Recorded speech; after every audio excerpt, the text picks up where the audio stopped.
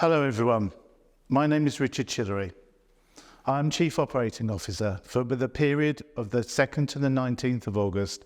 I'm also acting CEO while Toby is on annual leave. This has been an incredibly difficult period of time for many of our staff, our patients, our communities, and we've seen this across the UK. We saw the horrendous attacks in Southport last week and the commencement of riots. Then a series of riots and attacks over this weekend, including the horrific arson attack on the hotel in Rotherham, which we all know housed asylum-seeking families. As I said in the Trust-wide email on Monday with our chair, Kath, this is racially motivated violence, harassment, intimidation, and right-wing bullying. It is fundamentally wrong and I think a source of deep shame. The Trust has a duty to look after all who work for it and for those we serve, and we represent an anti-racist, inclusive and safe environment in and out of the Trust. We will do everything we can to make people feel safe and welcome. We will not be accepting racism or opportunities to incite and justify violence, whether from direct participation or from afar, in any of our employees.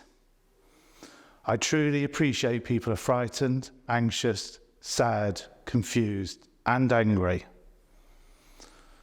I also can talk to the humanity I've seen in the Trust and in the community since these dreadful events.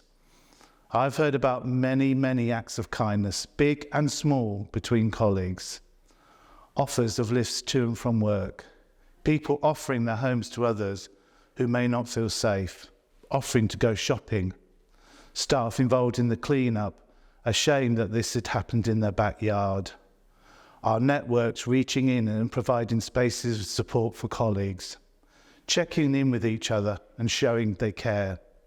I've seen utter professionalism, compassion and concern in the vast majority of our staff. This is collective action and support with our care group, senior leadership team, our executives, staff side, staff networks, managers, HR, to name a few, all working together. But what you do as an individual does have an impact. Show kindness. I can also see we continue to hold patients in mind and deliver care every day. We may be doing it differently at times, adapting to the situations, but I wanted to thank everyone for their continued focus on patients and their families and carers. This is our shared purpose. You'll also see the brief vlogs from Dr. Jude Graham, Director of Psychological Professionals, and Hassan Jamil, Head of Chaplaincy and Spiritual Care. Also the vlog from Steve Forsyth, Chief Nurse, and James Hatfield, our Freedom to Speak Up Guardian. We will keep the short vlogs coming over the next week with our intent and support for staff and patients during this complex and difficult time. In terms of inclusion, as the executive sponsor for our LGBTQ+ network and a gay man of a two-dad family, I would like to give a reminder about the Doncaster Pride event still taking place on the 10th of August and send best wishes to all intending.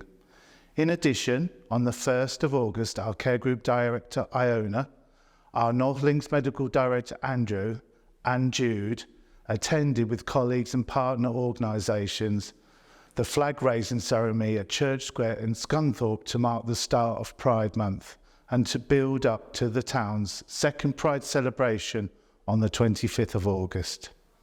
There are other things that I want to talk to which demonstrate who we are as a trust, which focuses on learning, care for colleagues and to improve evidence and outcome patient care. You will have heard about previously the half-day learning events. We appreciate that people will have local, directorate events planned for these learning days.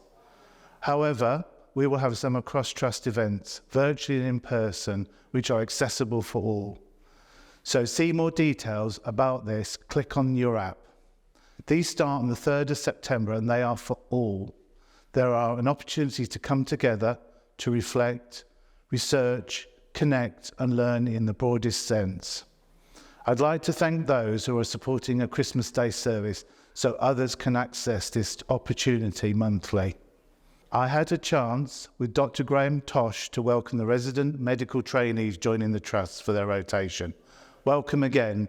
Feedback to us how it's going, and hope you feel supported and have a chance to learn. Toby was still with us as he did a video of welcome, and he's focused on promises, the RDaSH strategy, and the culture we work on within the Trust. But he particularly talked consent and how important it was. I was then able to join the monthly senior medical colleagues meeting on Wednesday to hear from them. You may be aware Dr. Tosh is leaving the Trust for another role, and we will be sad to see him go. We have launched the recruitment process for the Chief Medical Officer, but I'd like to thank Dr. Dermot Sinclair for the cover over that period of time until we appoint. I'm thrilled to share that Rotherham Early Intervention Team have achieved a top-performing Level 4 rating in the 23-24 NCAP Bespoke Audit. This is a fantastic achievement and is a testament to the hard work and commitment of the team, the leadership and the directorate. I wanted to give a particular thumbs up from Nick Bonser. Hopefully she'll do a vlog in the future. Rotherham EIT have worked tirelessly to turn their NCAP rating from a Level 2, which is needs improvement, to a Level 3 to a Level 4. And as I've said, I'm absolutely thrilled that we received a Level 4 top performing this year. Toby would want me to mention flu. Steve Forsyth, our chief nurse, and the care group directors of nursing will be spearheading this and offer some of the injections themselves. They are planning as we speak, and we want to start this at some point in September, and so we can encourage all staff to seek the vaccine when physically safe to do so. As Toby would say, get jabbed. As Toby's deputy this week, I had a chance to meet with Wes Streeting, Secretary of State for Health and Social Care. It was brief, but he was clear about his commitment to health and social care. It was one voice. He was really appreciative there was much to do, so not creating false promises that things can be fixed in his first month. He focused on the 3 pillars of the Labour policy, and I actually thought showed conviction and focus on delivery, doing, not just strategy. So to conclude, while I feel deeply troubled about what is going on, I felt heartened and proud to be part of RDaSH. I'm not naive and appreciate that we are not out of the difficult challenges. My focus, with many others next week, will be to continue to be about staff support and safety. This situation will have ramifications for a long time, so let our anti-racist and inclusive culture be at the heart of what we do every day.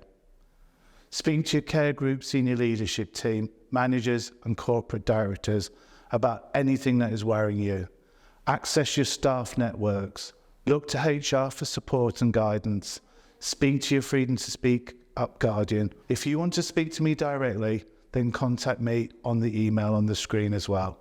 And I once again just want to thank everyone for everything that they're doing in this very difficult time.